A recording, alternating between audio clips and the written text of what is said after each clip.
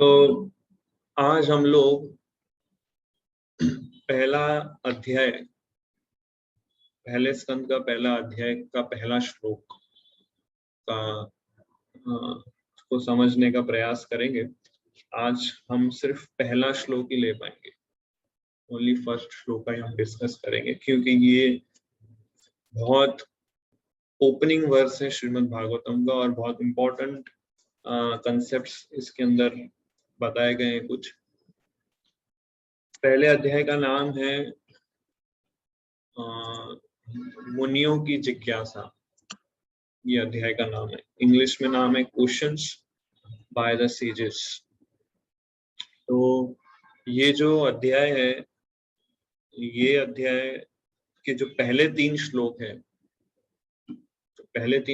वो एक इंट्रोडक्शन है श्रीमद् भागवतम का। प्रभुपाद जी ने जो इंट्रोडक्शन लिखा है वो अलग, बट व्यासदेव ने ये भागवतम जब लिखा, जो पहले तीन श्लोक लिखे वो इंट्रोडक्टरी श्लोक लिखे। और उसके बाद इस अध्याय के अंदर उन्होंने बताया है कि श्रीमद् भागवतम के ऊपर जो स्पीकर होते हैं उनके क्या क्वालिफिकेशंस है, वो डिस्कस किए इसके अंदर, इसी अध्याय के अंदर। तो सुखदेव गोस्वामी के कुछ क्वालिटीज, सूत गोस्वामी के कुछ क्वालिटीज डिस्क्राइब किए, और फिर मुनियों द्वारा जिज्ञासा, जैसे कि अध्याय का नाम है।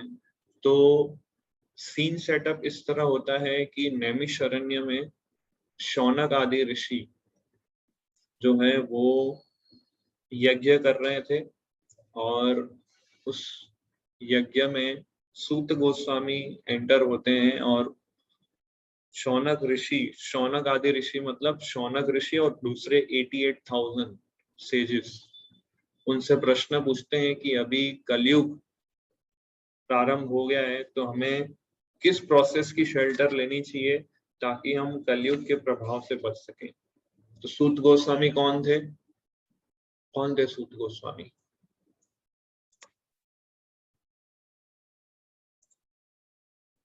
हुआ सूत गोस्वामी, हैंड रेस कर सकते आप। यस मुकेश प्रभु। सूत गोस्वामी प्रभु जी, हरे कृष्ण प्रभु जी। yes. सूत गोस्वामी रोमहर्षण ऋषि के पुत्र थे, उनका नाम उग्रश्रवा था। तो उन्होंने जो है श्रीमद् भागवतम जो है अपने गुरु से जो है सुना था, और शौनक आदि ऋषियों ने उनको कहा कि आप हमें वह उनके गुरु कौन थे सूत गोस्वामी के? किन से सुना था उन्होंने, मतलब श्रीमद् भागवतम? ये तो मुझे याद नहीं है प्रभु जी, हो सकता है व्यासदेव। ओके, यस अनिकेत प्रभु। थिंक सुखदेव गोस्वामी, आपने बताया था ना कि सुखदेव गोस्वामी के तभी बता रहे थे उनको परीक्षित महाराज को, तभी बैठे हुए थे वहां पे। Correct, very right. So Suta Goswami वो व्यक्ति है जो परीक्षित महाराज के साथ बैठे थे और श्रीमद् भागवतम सुन रहे थे, और ये फिर इन्होंने श्रीमद् भागवतम सुनाई ये शौनक आदि ऋषियों को नैमिषारण्य में। तो सूत गोस्वामी सेटअप, पहला अध्याय इस श्रीमद् भागवतम का यहाँ से शुरू होता है कि सूत गोस्वामी बता रहे हैं, उससे प्रश्न पूछ रहे हैं, और ऐसा डिस्क्रिप्शन है कि 6 प्रश्न पूछते हैं ये शौनक आदि ऋषि जो है। टोटल 6 क्वेश्चंस पूछते हैं सूत गोस्वामी को, और वो 6 प्रश्न के उत्तर ये पूरा पहला स्कंद है, पूरा फर्स्ट कैंटो ये 6 क्वेश्चंस के आंसर के ऊपर है। और सेकंड कैंटो में फिर स्टार्ट होता है, सुखदेव गोस्वामी ने परीक्षित महाराज को जो स्टार्ट किया श्रीमद् भागवतम। तो एक्चुअल श्रीमद् भागवतम सुखदेव गोस्वामी वाली शुरू होती है सेकंड कैंटो से। इसलिए कई लोग, जो लोग अल्प बुद्धि के हैं, वो ये बोलते हैं कि एक्चुअल श्रीमद् भागवतम जो है वो सेकंड कैंटो की है, फर्स्ट कैंटो हम नहीं पढ़े तो चले। तो अल्प बुद्धि वाले लोग हैं, मतलब लेस इंटेलिजेंट क्लास। बट जीव गोस्वामी और अन्य गौड़ीय वैष्णव आचार्य हमको ये सिखाते हैं कि ओरिजिनल श्रीमद् भागवतम स्टार्ट होता है first canto first chapter first अध्याय से। तो ये 6 क्वेश्चन ऐसे क्वेश्चंस है जो बहुत बेसिक और बहुत इम्पोर्टेंट, बहुत फाउंडेशनल क्वेश्चंस है, जिसके आंसर्स हमें as a devotee of Krishna पता होना चाहिए। As a devotee of Krishna हमें पता होना चाहिए। तो ये 6 क्वेश्चंस हम आगे के सेशंस में लेंगे। तो ये जो क्वेश्चन आंसर्स जो क्वेश्चंस पूछते हैं वो 9th नंबर श्लोक से आता है। जो 6 क्वेश्चन पूछते हैं फ्रॉम 9th श्लोक स्टार्ट होता है। 23 श्लोकास ही है इस अध्याय के अंदर। और पहले 3 श्लोक, इस अध्याय के जो पहले 3 श्लोक है वो इंट्रोडक्टरी श्लोकास है। पूरे एंटायर श्रीमद् भागवतम के इंट्रोडक्टरी श्लोका। अब इसको समझने के लिए आपको कंसेप्ट समझना पड़ेगा जिसे कहते हैं संबंध, अभिधेय और प्रयोजन। संबंध, अभिधेय और प्रयोजन क्या है? ये संबंध, अभिधेय और प्रयोजन। संबंध मतलब रिलेशनशिप, अभिधेय मतलब वो रिलेशनशिप। संबंध मतलब जैसे आप किसी व्यक्ति से मिलते हैं, उससे आपने रिलेशन बनाया। अभी वो रिलेशन को मेंटेन करने के लिए, उसको और अच्छा करने के लिए जो प्रोसेस किया जाता है, जो क्रियाएं किया जाती है, जो एक्टिविटीज की जाती है, उसको बोलते हैं अभिधेय। और प्रयोजन मतलब कि अल्टीमेट रिजल्ट क्या होगा, वो रिलेशन को मेंटेन करने का जो अल्टीमेट रिजल्ट होगा वो है प्रयोजन। तो ये 3 सब्जेक्ट मैटर्स है जो श्रीमद् भागवतम के अंदर बताएं। अब संबंध मतलब कि जीव और भगवान के बीच में क्या रिलेशन है, व्हाट इज द रिलेशन। वो रिलेशन क्या है? जीवेर स्वरूप है नित्य कृष्णदास के। हर एक जीव जो है वो कृष्ण का दास है, सर्वेंट ऑफ कृष्णा। ये संबंध है।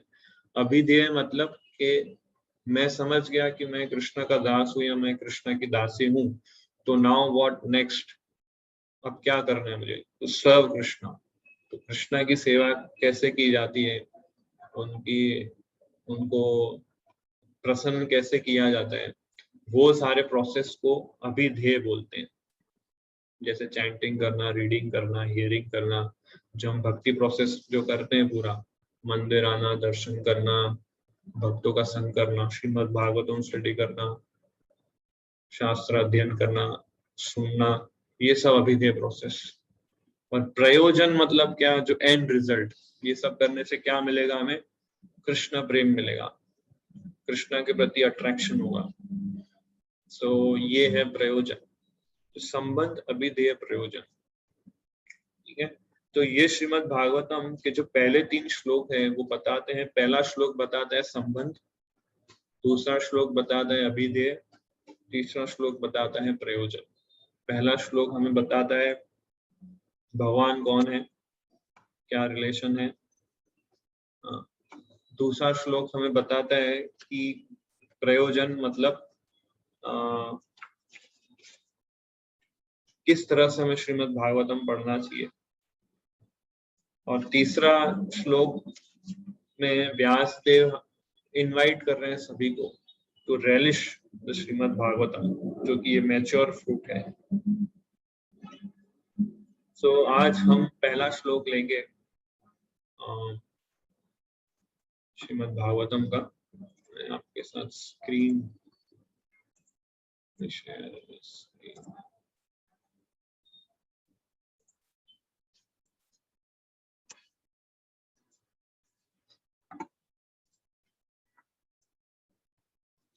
यहाँ पहला श्लोक काफी बड़ा श्लोक है और इसका तात्पर्य बहुत बहुत बड़ा तात्पर्य है। कई बार भक्त लोग जब श्रीमद् भागवतम शुरू करने जाते हैं तो पहला ही श्लोक देखते हैं तो चक्कर आ जाते हैं उनको, इतना बड़ा तात्पर्य, और प्रैक्टिकली कुछ चीजें, कई चीजें समझ में नहीं आती है, इसलिए उनको स्टार्ट करने का इंस्पिरेशन नहीं मिलता है। पहले 2-3 श्लोक इतने कॉम्प्लेक्स तो नहीं है, बट हमारी समझ के कई बार बाहर हो जाता है। तो इसलिए मैं पूरा प्रयास करूंगा कि ये पहले 3 श्लोक को बहुत सिंपल वे से और बहुत इजी वे से हम लोग समझ सके। सो पहला श्लोक मैं उच्चारण करता हूँ। ओम नमो भगवते वासुदेवाय। एक्चुअली श्लोक में ही है। सो इसका मीटर लेंगे।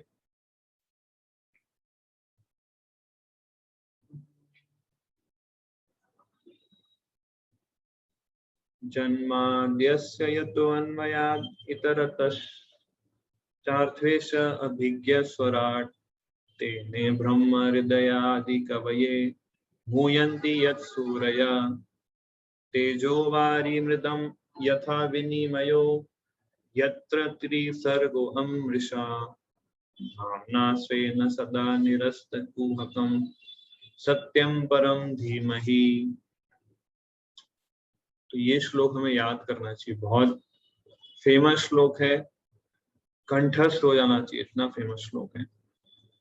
सो कोई इसका अनुवाद पढ़ना चाहेगा? काफी बड़ा अनुवाद है। So I request anyone can read. अगर आपको दिख रहा है ये कि मैं फॉन्ट्स थोड़े बड़े करूं, लेट मी नो तो आइडिया आएगा।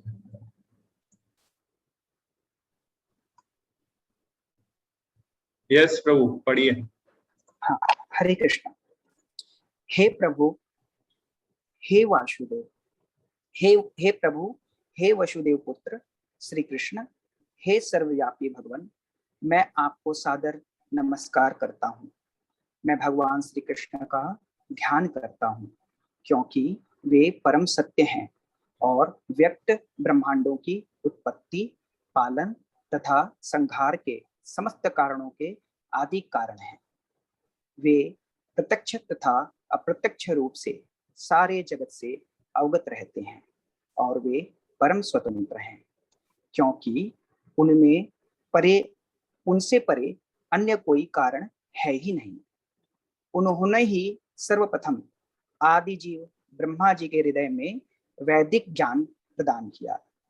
उन्हीं के कारण बड़े बड़े मुनि तथा देवता उसी तरह मोह में पड़ जाते हैं जिस प्रकार अग्नि में जल या जल में स्थल देखकर कोई माया के द्वारा मोहग्रस्त हो जाता है। उन्हीं के कारण ये सारे भौतिक ब्रह्मांड जो प्रकृति के 3 गुणों की प्रतिक्रिया के कारण अस्थायी रूप से प्रकट होते हैं, वास्तविक लगते हैं जबकि ये अवास्तविक होते हैं। अतः मैं उन भगवान श्री कृष्ण का ध्यान करता हूँ जो भौतिक जगत के भ्रामक रूपों में,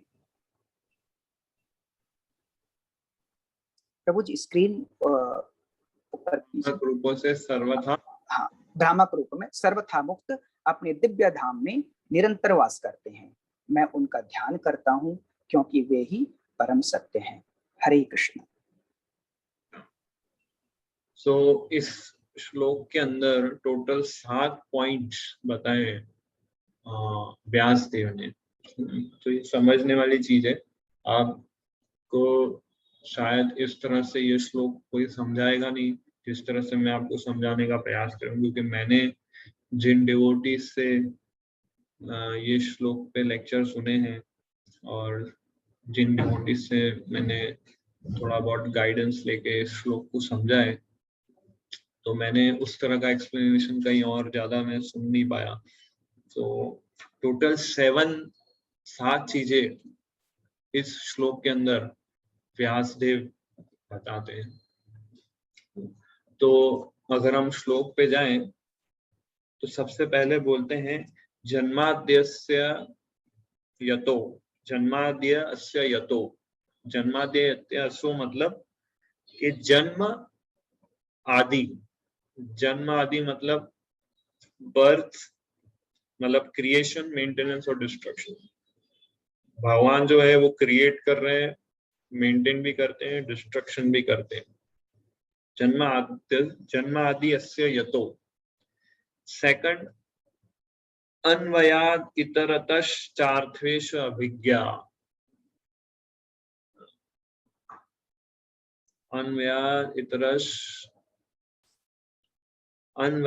इतरतश्चार्थेषु अभिज्ञा मतलब कि भगवान जो है वो डायरेक्टली इनडायरेक्टली पूरे ब्रह्मांड के को समझते हैं, जानते हैं। डायरेक्टली इनडायरेक्टली सारे ब्रह्मांड को, मतलब प्रत्यक्ष और अप्रत्यक्ष रूप में सब चीजों से अवगत है। He is conscious of everything, पूरे ब्रह्मांड में।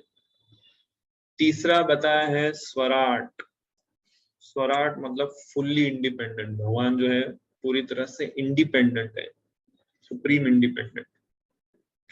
चौथा तेने ब्रह्म हृदय आदि कवये, के भगवान ने ब्रह्मा जी के हृदय में सबसे पहले ये वैदिक साहित्य का ज्ञान दिया था। तेने ब्रह्म हृदय आदि कवये।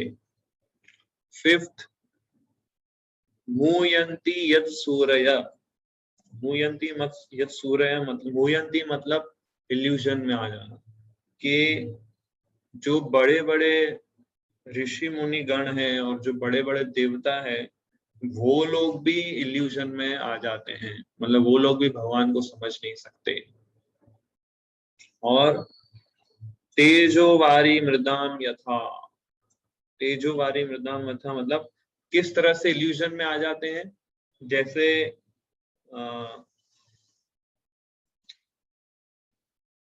अग्नि के, जैसे आपको पानी के ऊपर कभी लगेगा जमीन है और जमीन पे कभी दिखेगा पानी, जो कि होता नहीं है। मतलब इस टाइप का इल्यूजन में आ जाते हैं बड़े ऋषि मुनिगण और देवता लोग, कि वो भी भगवान को समझ नहीं पाते।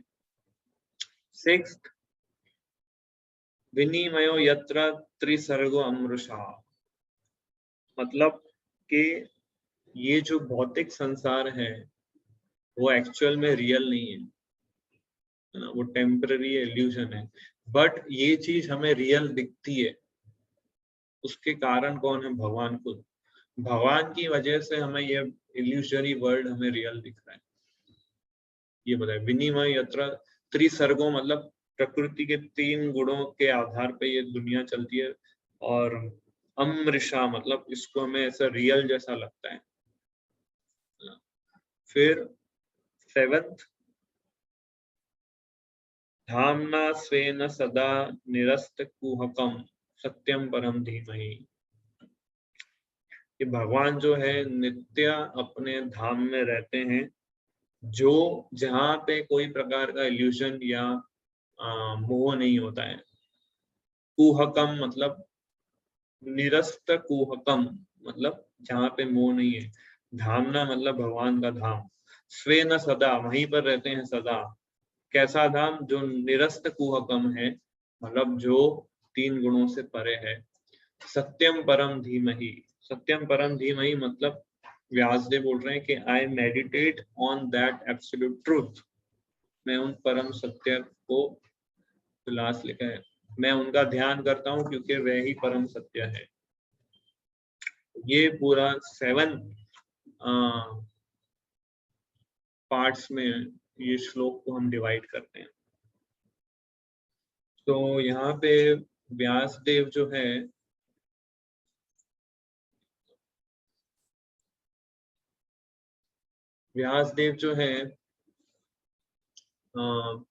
हमें बता रहे हैं कि भगवान जो है वो केवल श्री कृष्ण ही है। ओम नमो भगवते वासुदेवाय, यहाँ से शुरू होता है भागवतम कि भगवान जो है वो वासुदेव है।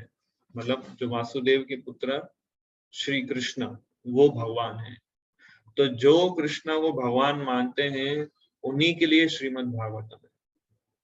उसका अर्थ ये, अगर आप कृष्ण को भगवान नहीं मानते हैं या आपके अंदर डाउट है या आप प्रॉपरली कन्विंस नहीं है, तो फिर से आप जाइए भगवत गीता पढ़िए, फिर आप श्रीमद् भागवतम को टच कीजिए। अदरवाइज ये भागवतम उन लोगों के लिए नहीं है जो कृष्णा को भगवान नहीं मानते हैं या जिनके अंदर ये डाउट है कि कृष्णा भगवान है, सही बात है, बट शिव भी भगवान होंगे या दुर्गा देवी भगवान होगी या गणेश जी भी भगवान होंगे, क्यों केवल कृष्ण ही भगवान है? दूसरे देवता भी भगवान हो सकते हैं। तो ये डाउट के साथ कभी श्रीमद् भागवतम वो व्यक्ति नहीं समझ सकता।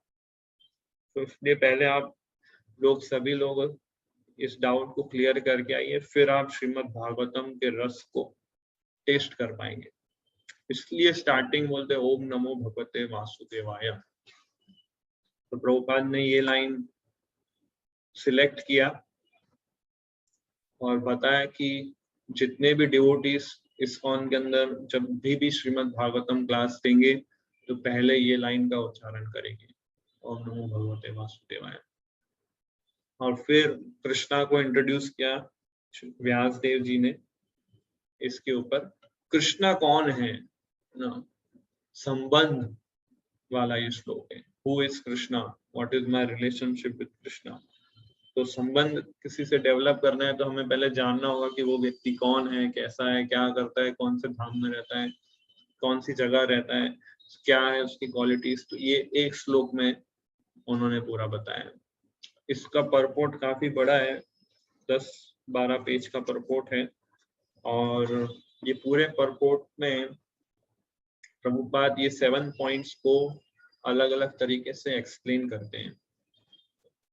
और इस परपोर्ट के अंदर बहुत सारी चीजों को मैंने डिवाइड किया है, कैटेगराइज किया है, ताकि हम समझ सकें कि प्रभुपाद जी एक टॉपिक से दूसरे टॉपिक पे कब आते हैं और क्यों वो टॉपिक लेते हैं।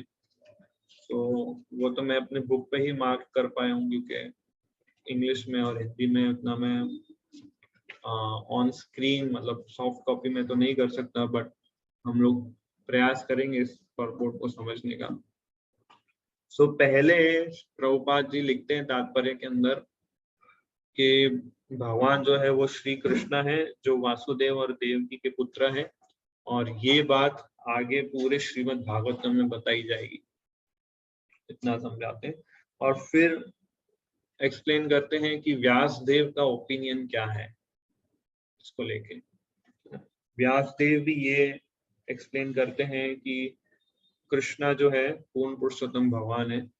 इससे पहले मैं बिफोर स्टार्टिंग परपोर्ट मैं ये जस्ट आपके साथ चार्ट शेयर करना चाहूंगा।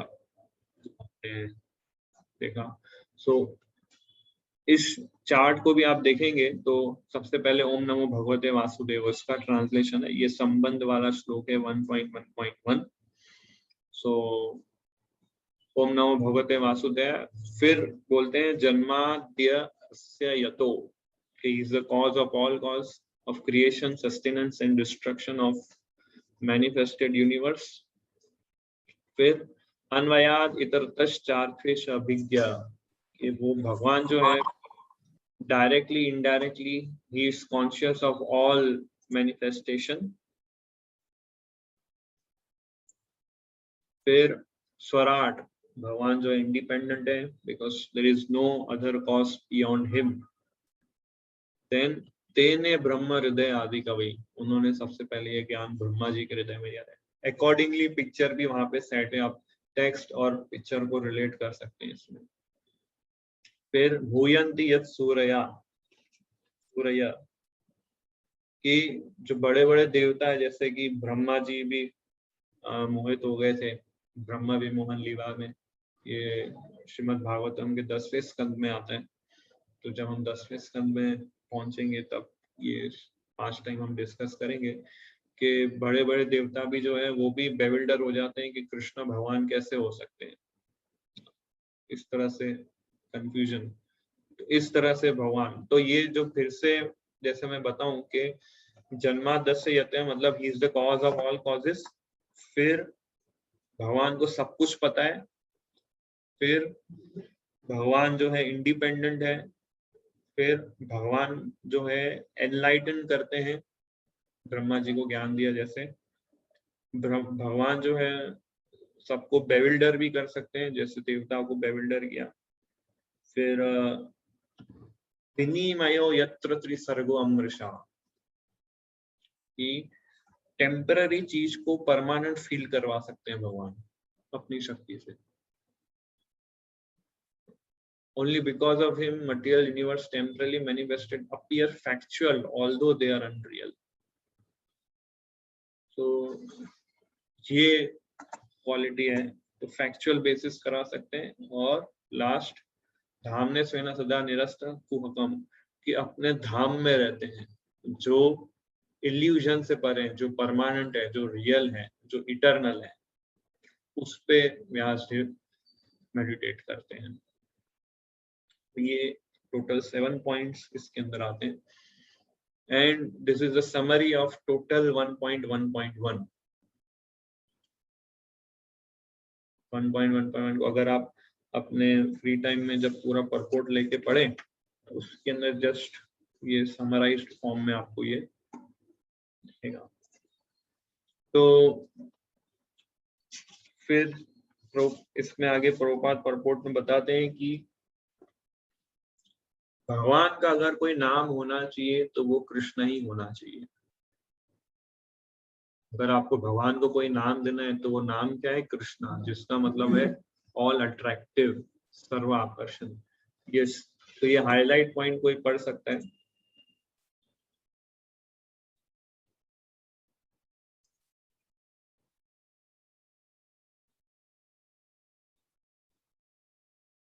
Is anyone? Hare Krishna Prabhu. Yes. इसलिए इस स्तुति का यह पहला कथन बताता है कि भगवान श्री कृष्ण आदि भगवान है। यदि परम भगवान किसी दिव्य नाम से जाने जा सकते हैं तो वह कृष्ण शब्द ही होना चाहिए, जिसका अर्थ है सर्व आकर्षक। भगवत गीता में भगवान ने कई स्थलों पर स्वयं को आदि भगवान घोषित किया है और इसकी पुष्टि अर्जुन के द्वारा तथा नारद, व्यास तथा आदि बड़े बड़े मुनियों द्वारा भी की गई है।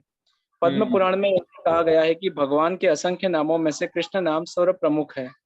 So Krishna is the main name of God. भगवान का अगर नाम है तो वो एक्चुअल में नाम है कृष्णा। तो ये पॉइंट इसमें बताते हैं, और फिर नेक्स्ट पैराग्राफ में है ना, ये एक्सप्लेन करते हैं कि भगवान कृष्ण जो है वो सभी कारणों के कारण है। He is the cause of all causes, सब कुछ उनमें से उत्पन्न हुआ है। और ये श्रीमद् भागवतम में भी इसकी पुष्टि की गई है। आगे श्रील प्रभुपाद बताते हैं कि श्रीमद् भागवतम की हिस्ट्री क्या है, किस तरह से ये श्रीमद् भागवतम का ओरिजिन हुआ, जो हमने लास्ट क्लास में डिस्कस किया था। और नारद मुनि ने कैसे व्यासदेव को इंस्पायर किया श्रीमद् भागवतम लिखने के लिए। व्यासदेव ने इतने सारे शास्त्र पुराण लिखे थे, पर वो अनसेटिस्फाइड थे अपने वर्क से। तो क्यों अनसेटिस्फाइड थे, उन्हें भी रीजन नहीं पता था। सरस्वती नदी के यहाँ बैठे मेडिटेट किया और वहां पे नारद मुनि प्रकट हुए, और नारद मुनि ने कहा कि तुमने सारे शास्त्र लिखे बट भगवान की लीलाओं का वर्णन नहीं किया है, इसलिए तुम्हें उनका वर्णन करना चाहिए। और फिर व्यासदेव ने इंस्पिरेशन लेके श्रीमद् भागवतम लिखा है, और फर्स्ट श्लोक ये था फिर उसका। नेक्स्ट आगे प्रभुपाद बताते हैं कि श्रीमद् भागवतम जो है सभी इंक्वायरीज के आंसर्स देता है। जितने भी इंक्वायरीज है सभी के आंसर्स आपको श्रीमद् भागवतम के अंदर मिलेंगे, है ना। तो कई बार जैसे जो चिंतनशील मनुष्य जो होते हैं, जो सोचते रहते हैं कि ये यूनिवर्स कैसे क्रिएट हुआ, अगर वो अपने घर के छत पे सोएंगे तो ऊपर उनको तारे, चंद्रमा सब दिखेंगे, तो वो नेचुरल इंक्वायरी उनके अंदर आती है, तारे सितारे कहाँ से आए, चंद्रमा, ये सूर्य, ये पूरा ब्रह्मांड, ये दुनिया कैसे बनी। तो उसका answer Shrimad Bhagavatam, direct answer हमें इसका मिलता है। श्रीमद् भागवतम के रचयिता ऐसे जिज्ञासाओं का सीधा उत्तर देते हैं। ऐसे वे कहते हैं कि भगवान श्री कृष्ण समस्त सृष्टियों के उद्गम है। तो cause of all causes is supreme Lord Shri Krishna.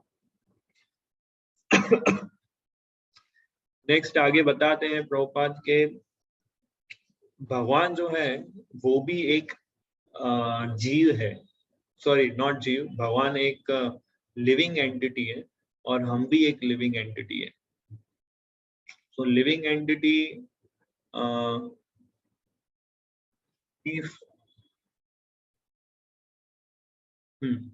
तो जीव और कृष्ण में क्या अंतर है कि जैसे कंपनी का कोई सीईओ हो और एम्प्लॉइज हो, हर कंपनी का एक ही सीईओ होता है और बहुत सारे एम्प्लॉइज होते हैं। तो एम्प्लॉइज भी लिविंग एंटिटी है, सीईओ भी लिविंग एंटिटी है, पर डिफरेंस क्या है कि सीईओ के द्वारा सारे एम्प्लॉइज मेंटेन किए जाते हैं और सारे एम्प्लॉइज कैसे मेंटेन होते हैं, सीईओ के थ्रू। ऐसे भगवान जो है चीफ लिविंग एंटिटी है जो दूसरे अन्य जीवों को मेंटेन करते हैं, ये डिफरेंस है। क्वालिटी वाइज सेम है, क्वांटिटी वाइज अलग अलग है दोनों। आगे के परपोर्ट में एग्जांपल देते हैं प्रभुपाद, जैसे कि सोने की खान और सोने की अंगूठी, दोनों में क्या डिफरेंस है और क्या समानता है। क्वालिटी वाइज दोनों सोने हैं बट क्वांटिटी वाइज में अंतर है। जैसे भगवान जो है वो सोने की खान है और हम वो है सोने की अंगूठियां, उसमें से एक पार्ट है। क्वालिटी वाइज हमारे और भगवान में कोई अंतर नहीं है बट क्वांटिटी वाइज बहुत अंतर है। तो अगर हम ये पॉइंट पे मेडिटेट करें कि क्वांटिटी वाइज मेरे और भगवान में अंतर है तो हमारे अंदर विनम्रता आएगी, और क्वालिटी वाइज हम और भगवान एक ही है, इस पे अगर मेडिटेट करेंगे तो हमारे अंदर वैराग्य आएगा। कैसे कि मैं इस मटेरियल वर्ल्ड का नहीं हूँ, मैं तो भगवान और मेरा एक ही गुण है, तो मैं क्यों इस मटेरियल वर्ल्ड से अपने आप को आइडेंटिफाई करूँ। तो अपने आप मेरे अंदर एक डिटैचमेंट आएगा।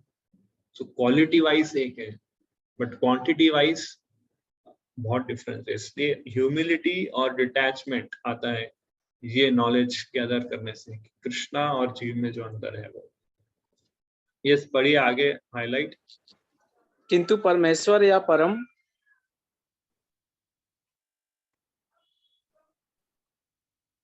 पुरुष में उत्कृष्टतम बुद्धि होती है और उनमें विभिन्न प्रकार की श्रेष्ठतम अचिंत्य शक्तियां होती हैं। यदि मनुष्य का मस्तिष्क अंतरिक्ष उपग्रह बना सकता है, तब तो कोई भी बहुत आसानी से कल्पना कर सकता है कि मनुष्य से उच्चतर कोटि का मस्तिष्क ऐसी आश्चर्यजनक वस्तुएं बना सकता है जो कहीं अधिक श्रेष्ठ हो। विचारवान व्यक्ति इस तर्क को आसानी से स्वीकार कर लेगा, किंतु कुछ ऐसे कट्टर नास्तिक होते हैं जो इससे कभी सहमत नहीं होंगे। श्रील व्यासदेव परम बुद्धिमान को इसमें कि मनुष्य एक सैटेलाइट बना सकता है और पृथ्वी के अराउंड वो स्पेस में उसको ट्रैवल करवा सकता है, तो ये चीज हम समझ सकते हैं। पर भगवान ऐसे व्यक्ति है जिसने उस मनुष्य की बुद्धि बनाई है, उस मनुष्य का मस्तिष्क बनाया है, वो कोई लेबोरेटरी में कोई मनुष्य बना नहीं सकता। तो ये डिफरेंस है हमारे क्रिएशन में और भगवान के क्रिएशन में। यस आगे। श्रील व्यासदेव परम बुद्धिमान को परमेश्वर रूप में पूरी तरह स्वीकार करते हैं और इस परम बुद्धिमान को परमेश्वर या पूर्ण पुरुषोत्तम भगवान के रूप में संबोधित करते हुए नमस्कार करते हैं। यह परमेश्वर श्री कृष्ण ही है, जैसा कि व्यासदेव ने भगवत गीता में तथा अपने अन्य शास्त्रों में विशेष रूप से श्रीमद् भागवतम में स्वीकार किया है। तो इसलिए व्यासदेव ऐसे भगवान को एक्सेप्ट करते हैं जिनके पास ये सुप्रीम इंटेलिजेंस है और उसको परम ईश्वर कहा गया है। यस नेक्स्ट, प्रभुपाद वार्निंग देते हैं, है ना, कि डायरेक्टली हमें 10वें स्कंद पे जंप नहीं लगाना है और डायरेक्टली रासलीला पढ़ लेते हैं कुछ लोग और उसका सीधा कथा स्टार्ट कर देते हैं। हमें step by step Shrimad Bhagavatam को पढ़ना चाहिए, तो ही हम इसके नॉलेज को एसिमिलेट कर पाएंगे, राइट। और कैसे श्रीमद् भागवतम पढ़ना है वो व्यासदेव इसलिए जैसे लास्ट वर्ड यूज करते हैं श्लोक के अंदर, सत्यम परम धीमहि, तो ये गायत्री मंत्र है, सत्यम परम धीमहि। तो ये अब चेयर पे ही बैठ सकते हो, आप चेयर ले लो, चेयर पे और लैपटॉप पे।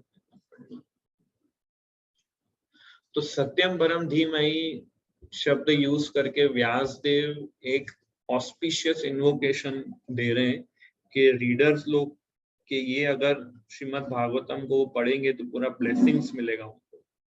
तो ही देयरफॉर लिखते हैं Prabhupada, therefore he purposely invoke a Gayatri mantra Dhimahi. This Gayatri mantra is meant for spiritually advanced people. When one is successful in chanting Gayatri mantra, he can enter into the transcendental position of the Lord. ये next highlight पढ़िए। यह दृश्य जगत प्रकृति के तीनों गुणों की अंतःक्रिया से बनता है और यह अनित्य जगत बद्ध जीवों के मोहग्रस्त मन को वास्तविकता का भ्रम प्रस्तुत करने वाला होता है। वेरी इंपॉर्टेंट लाइन, इसलिए मैंने इसको रेड हाईलाइट किया। प्रभुपाद अभी बता रहे हैं कि भगवान की अंतरंग शक्ति और बहिरंगा शक्ति, दो शक्तियां हैं। भगवान का जो दाम है वो अंतरंग शक्ति से बना है, इंटरनल एनर्जी, और ये जो मटेरियल वर्ल्ड है वो भगवान की एक्सटर्नल एनर्जी मतलब बहिरंगा शक्ति से बना है। तो ये एक्सटर्नल एनर्जी इस तरह से बनी हुई है कि इसको कंपेयर किया है एक डेजर्ट में जो मिरेज होता है उससे। जैसे रेगिस्तान में मिरेज को क्या बोलते हैं हिंदी में? मृग तृष्णा, मृग जल, जो भी। तो जब आप रेगिस्तान में जाएंगे तो वहां देखेंगे दूर अगर आप नजर लगाएंगे तो वहां पे आपको लगेगा कि जमीन पर जो पानी है, तो जिस व्यक्ति को जब प्यास लगती है और उसको दिखता है वो पानी है, किसी पशु को दिखता है अगर पानी है, तो वहां पे बहुत दौड़ता है अपनी प्यास बुझाने के लिए। तो दौड़ता है, उसे लगता है वहां पानी है, बट एक्चुअल में वो पानी नहीं होता है, वो जस्ट एक रिफ्लेक्शन होता है। पर वो इस आशा से दौड़ता है कि मुझे पानी मिल जाएगा, मेरी प्यास बुझ जाएगी, बट एक्चुअली उसको पानी मिलता नहीं है और वो दौड़ता है तो उसकी प्यास और बढ़ते जाती है और वो फ्रस्ट्रेट हो जाते हैं। ऐसे ही इस मटेरियल वर्ल्ड में हम लोग ये आशा लगा के बैठे हैं कि हमें सुख मिल जाएगा, यहाँ पर सुख ही है, अरे थोड़ा और मेहनत कर दें, और मेहनत, ये प्राप्त कर लेंगे तो यस, ये बस इतना मैं प्राप्त कर लूंगा ना, सुखी हो जाऊंगा। ये कंपनी में मुझे जॉब मिल गई, आई विल बिकम हैप्पी, है ना। अगर मैंने ये प्रोजेक्ट अचीव कर लिया तो आई विल बिकम हैप्पी। मैंने बस इतना ये गोल को अचीव कर लिया, then I will become happy. तो हम भी उस पशु की तरह भाग रहे हैं, हमें दिख रहा है वो हैप्पीनेस है ना, and we are running after that like anything. पूरा दुनिया इसी फॉर्मूला पे चलता है, बट एट द एंड अभी तक इस संसार में कोई जीव उत्पन्न नहीं हुआ जो कह रहा है कि I am 100% happy, I am 100% satisfied, मुझे वो पानी मिल गया, मेरी प्यास बुझ गई, ऐसा कभी कोई जीव बोलता नहीं है। तो इस तरह का इल्यूजन भगवान की शक्ति क्रिएट करती है कि टेम्पररी और अनरियल चीज को रियल और वास्तविकता में बताती है।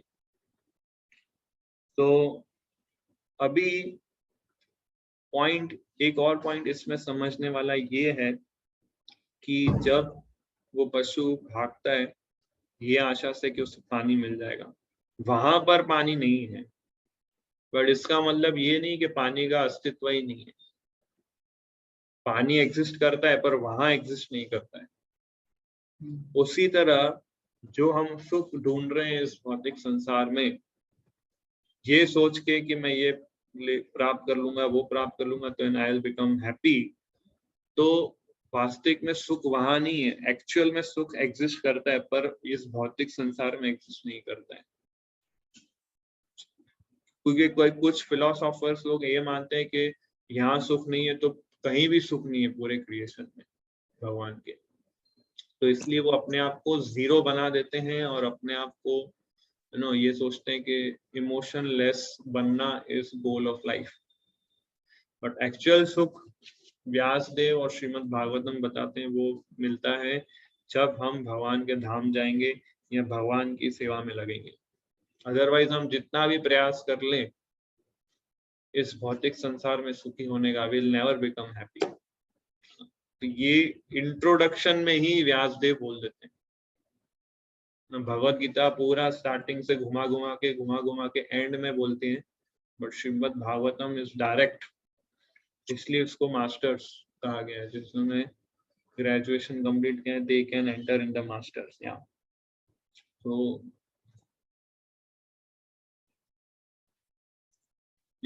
सो ये अनित्य जगत बद्ध जीव के मोहग्रस्त मन को वास्तविकता का भ्रम प्रस्तुत करने वाला होता है। तो हम सब बद्ध जीव है और हमारा मन मोहग्रस्त है, तो हमें ये इल्यूजरी ब्रह्म वाले जगत वास्तविक दिखाई देती है। यस, पढ़िए आगे हाईलाइट। यथार्थ में प्रकट जगत में कोई वास्तविकता नहीं है, किंतु यह वास्तविक जैसा प्रतीत होता है। वास्तविकता का अस्तित्व तो वैकुंठ लोक में है, जहाँ पुरुषोत्तम भगवान अपनी दिव्य सामग्री के साथ नित्य विद्यमान रहते हैं। तो ये हमें ब्रह्म जगत वास्तविक भी दिखता है, तो उसके कारण भी भगवान है, भगवान की शक्ति है, इसलिए हमें वो ये अमेज़न से आया इसको। यस, अब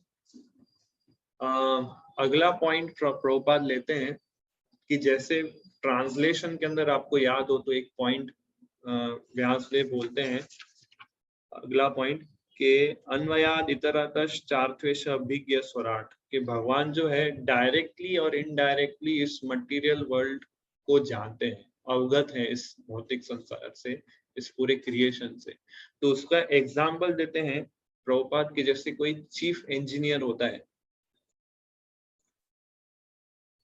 कोई अगर इंजीनियर होता है, वो अगर कुछ कंस्ट्रक्शन करता है तो उसको सब पता है उस कंस्ट्रक्शन के अंदर कि कहाँ पर रूम होगा, कहाँ पे बाथरूम होगा, कितना हाइट का रूम होगा, कितना एकड़ में ये पूरा कंस्ट्रक्शन हो रहा है, हर एक एक कोने की चीज पता है, क्योंकि सब कुछ उसके डायरेक्शन में सारा कार्य होता है ना। बट इसका मतलब ये नहीं कि वो सब जगह है, सब जगह अपने लेबर्स और अपने वर्कर्स के द्वारा वो सारी चीजों को कंट्रोल करता है और मैनिफेस्ट करता है और क्रिएट करता है। उसी तरह भगवान जो है रहते हैं अपने धाम में, बट अपनी शक्तियों के द्वारा इस पूरे यूनिवर्स, ये पूरे मटेरियल क्रिएशन में एग्जिस्ट करते हैं और समझते हैं कौन से कॉर्नर पे, कौन ब्रह्मांड के कौन से कॉर्नर में क्या क्या हो रहा है। He knows every nook and corner and every affair of this material world. देवता लोक में क्या चल रहा है, नरक लोक में क्या चल रहा है, दूसरे लोकों में क्या चल रहा है, दूसरे ब्रह्मांड में क्या चल रहा है। He knows every nook and corner. So इस तरह से भगवान जो है डायरेक्टली इनडायरेक्टली इस मटेरियल वर्ल्ड से अवगत रहते हैं। कई लोग बोलते हैं कि प्रकृति के द्वारा ये मटेरियल वर्ल्ड एग्जिस्ट हुआ है,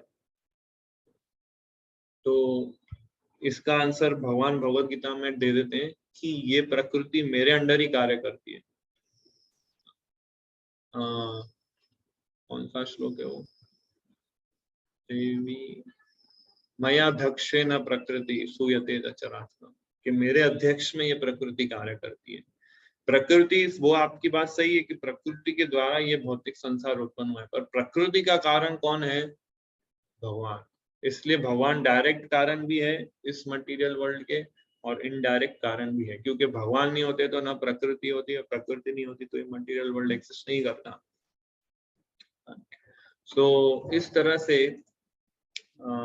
ये पॉइंट यहाँ पर एक्सप्लेन किया गया है। और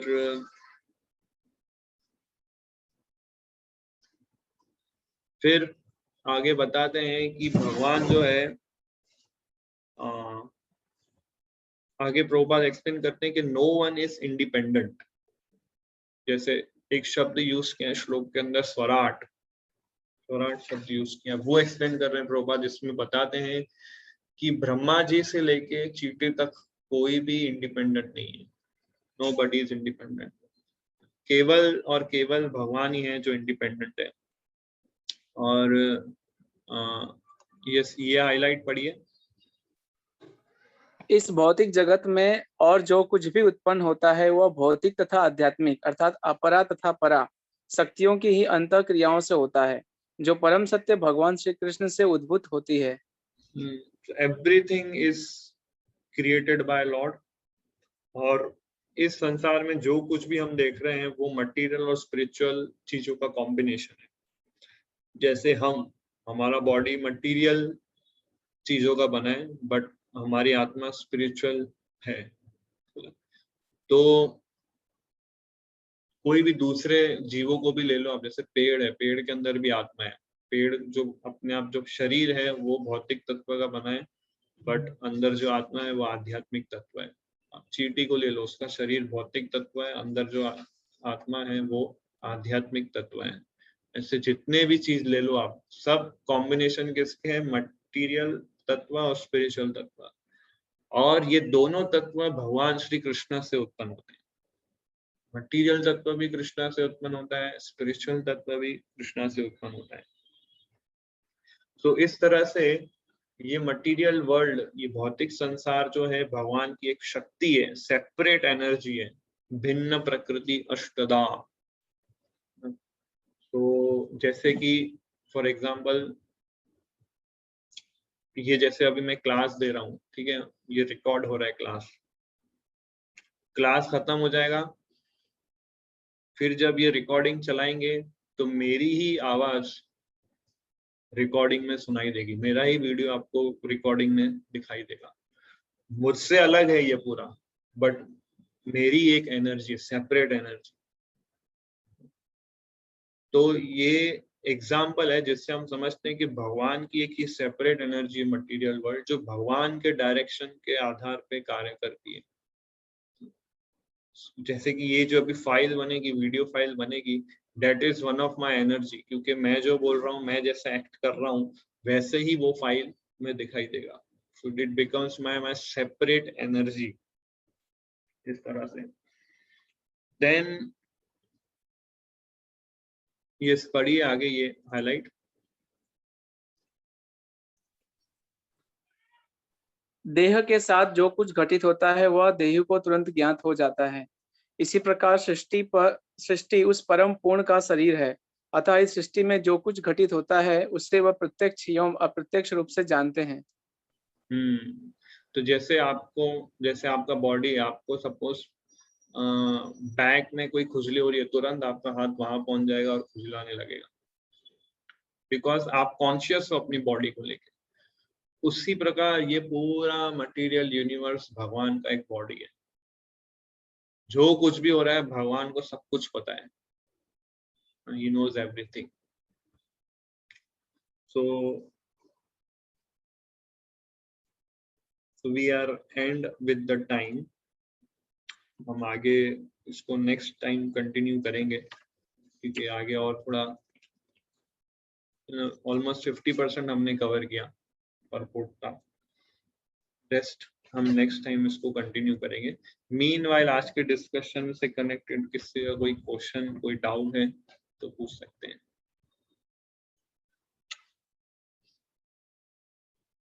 तो ये पहले 3 श्लोकास काफी फिलोसॉफिकल है।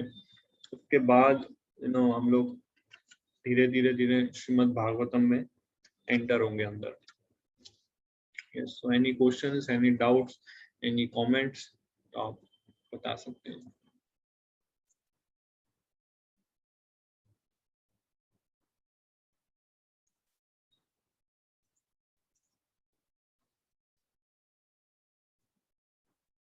हरे कृष्णा प्रभु जी। यस प्रभु। प्रभु जी, जैसा लेक्चर के स्टार्टिंग में आपने बोला कि वो जो 5 आपने पेनेंस बताए पंचांग भक्ति के, yes. तो उसमें एक था कि आपको श्रीमद् भागवतम की स्टडी रोज करनी चाहिए, राइट? तो एक्चुअली जब मैंने भगवत गीता पढ़ी थी तो उसमें भी मतलब उसके मेरे गुरुजी ने ये बताया था कि आपको उसे भी पढ़ना चाहिए। तो आपको वो दोनों रोज पढ़नी चाहिए, या श्रीमद् भागवतम पढ़ लो तो भगवत गीता का ज्ञान इट्स ऑलमोस्ट उसमें है? बिगिनिंग स्टेज में हमें भगवत गीता से स्टार्ट करना चाहिए, फिर श्रीमद् भागवतम पढ़ना चाहिए। और श्रीमद् भागवतम जब आप पढ़ें तो पैरेलली भगवत गीता पढ़ते रहना चाहिए, क्योंकि श्रीमद् भागवतम बहुत वास्ट है। तो आप भागवतम कंप्लीट कर रहेंगे तब तक भगवत गीता का नॉलेज हो सकता है आप भूल जाएं, तो उसको पैरेलली फिर पढ़ना चाहिए, इस तरह से।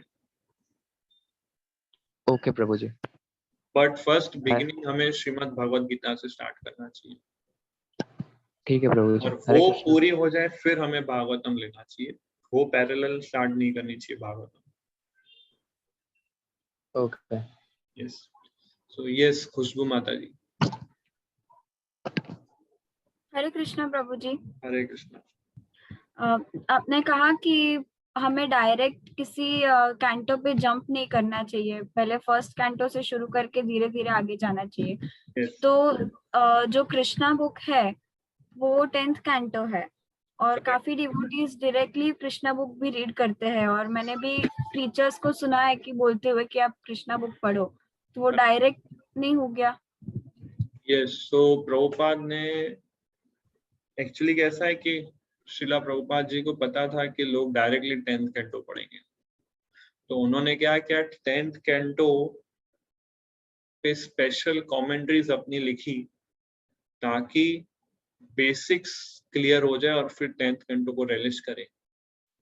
इसलिए प्रभुपाद ने पर्पसफुली 10th कैंटो पे अपनी कमेंट्री लिखी कृष्णा बुक के फॉर्म में, ताकि लोग 10th कैंटो पढ़ने से अच्छा है कृष्णा बुक पढ़ें, क्योंकि प्रभुपाद 10th कैंटो में जो लिखते हैं कृष्णा के जो भी पास टाइम से, उसमें फिलोसॉफिकल एक्सप्लेनेशन भी देते हैं।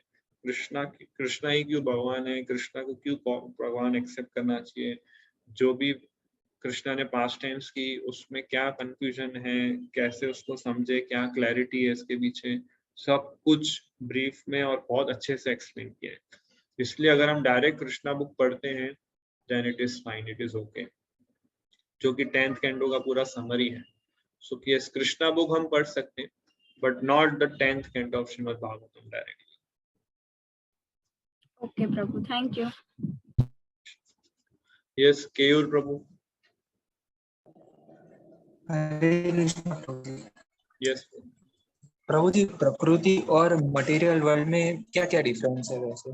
सेम है, कोई डिफरेंस नहीं है। प्रकृति बोलो या मटेरियल वर्ल्ड बोलो या भौतिक जगत बोलो, भौतिक संसार बोलो, सब एक ही है।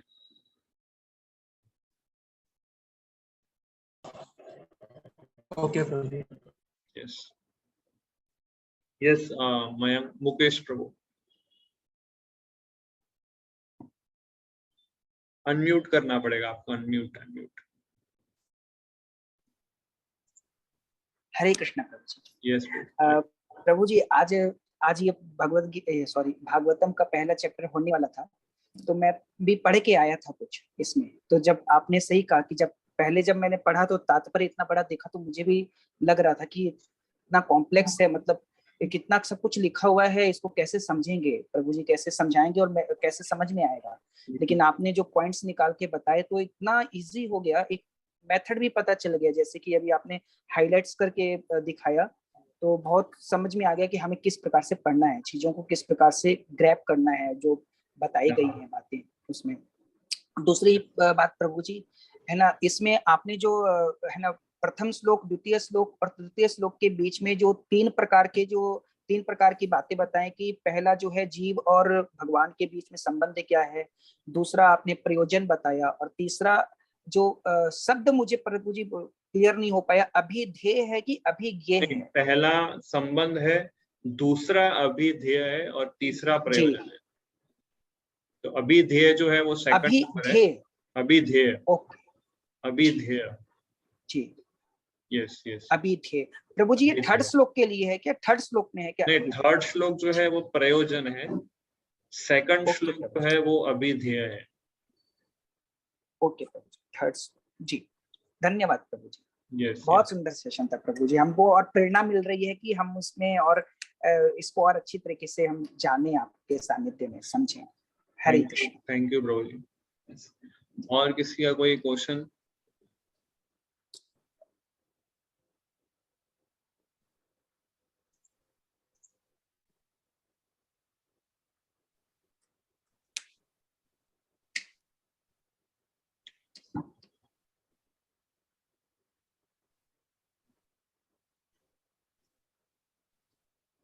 ओके